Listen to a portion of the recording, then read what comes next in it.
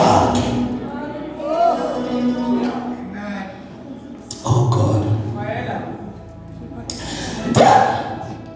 Then bese lithi iBhayibheli uma benza njalo okhona lithi iBhayibheli uMose khona amanzi awakhuluma wathi uNkulunkulu mayengavuli umhlabathi ubamukele laba bantu bephila kuyobe kusho ukuthi mina ngithunywa nguNkulunkulu nangempela uNkulunkulu ovula umhlabathi okhona bangena phakathi bese lithi iBhayibheli nakho konke okwamokhola noJothani kwafakwa phakathi komhlaba lithi iBhayibheli kodwa kwakukhona amadodana kaKhora lithi umfunda kahle amadodana ayenamadodana ayemhlukile ukhona kwathi ngesikhathi ubulawa angabulawa wona then lithi iBhayibheli uma-ke seqediwe ngokhona lithi iBhayibheli babuye uma bebuye ejubile uNkulunkulu ibona laba ababhala amahubo bathi oh my soul why are you so downcasted ibona laba bathi babebhala amahubo bathi yena njengenhliziyo ingakazelela amanzi kanjalo umphefumulo wami unangazelela wena Nkulunkulu ibona babhala amahubo bathi babebhala bathi Nkulunkulu bathi Jehova sinangazelela inkazimulo yakho.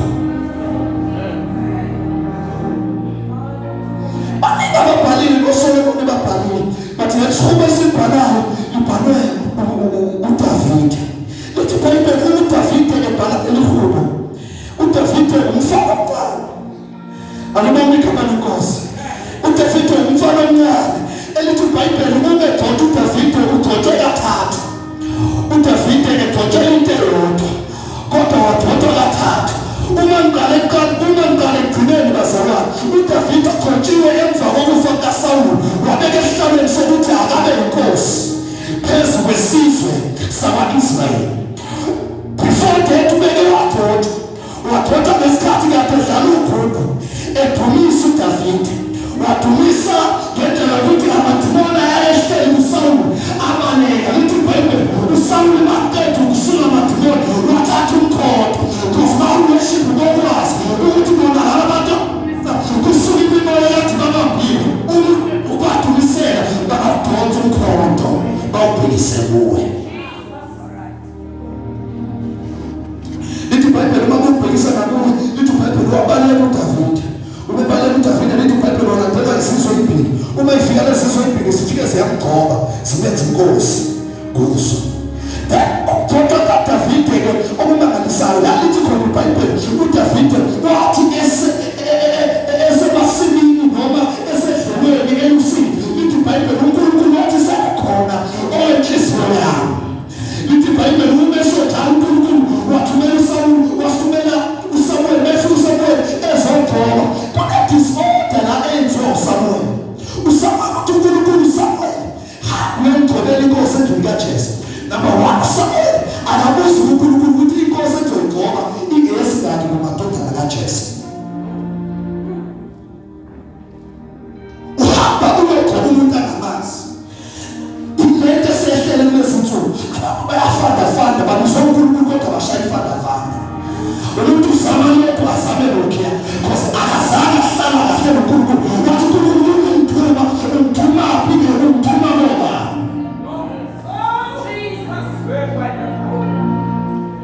lithi iBhayibheli uhamba bayifika lapho ufika ngazi ukuthi uzogcoba lapho ufika uqala konke ukuthi uyagcoba leyankalupho uzabesi kuze kuphela bonke abantu uma seyiphelile insizwa sephelile amadodana. Lithi iBhayibheli kwathiwa kukhona umfana umeza nomfana ufike liyamgcoba aqeda ukumgcoba. Number 2, uSamuel akakumentorishi uDavide wagcotshwa naye mentor wagcotshwa inkosi maqede lapho bestudio uhambe uyosizindlu because umuntu ogcobile akabanga naye understanding yokuthi masugcotshiwe isihlalo sakho singaphi.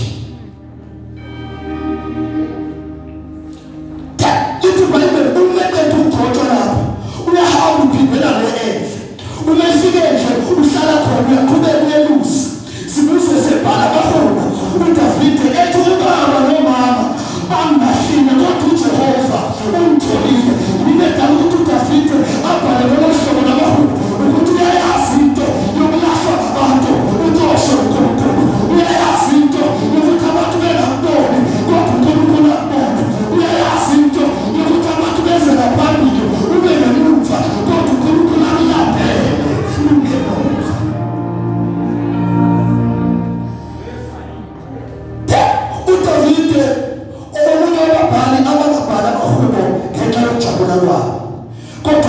uma bebhala bahulu kube nokuthi kunezinto asebedlule kuzo bese bebhala ngazo. Lithi iBhayibheli lasibhala khona lafunda khona ukuthi uDavide ephakamise nebhokani ezintabeni. Usizo lwami liyovelaphi na? Ukufunda kahle ukuthi uma belusa abafana abancane kwa-Israyeli, kwalusa abafana abancane bethi uma belusile bephansi lapha bese kuthi obhuti babo nobaba babo bahlale phezulu entabeni. Bekuthi uma kufika impela noma ingonyama ithi izobadwebula noma idwebula izimvu, bese abafana abancane babebona ukuthi ingonyama ngasuthi inamandla phezulu kwabo, bese bephakamisa amehlabo. Uma bephakamisa amehlabo babone obhuti babo entabeni, babone obaba babo entabeni, bathi uDavide mayephakamisa amehlo ubaba wakhe wayengekho entabeni, ubhuti wakhe wayengekho entabeni, bathi uDavide mayephakamisa amehlo uthi usizo lwami luvelaphi na? Lapho sibuza banginashile kodwa uJehova ungithathile ukuthi uya-understanda ukuthi ulwakho usizo angakufela abantu, angakufela ubabhani, angakufela umfele kodwa ngifela kuye odanileyo amazulu, ngifela kuye odanileyo umhlaba. Ngizomemezela ukuthi usizo lwakho alukho emhlabeni kodwa phakamisa amehlo. Khona abantu abangeke bakusize kamuntu kodwa utena abantu ngokusiza uphakamisa amehlo. Kunabantu abangeke bakwenzele lutho kodwa utena abantu kwenze lutho uphakamisa amehlo. God bless you.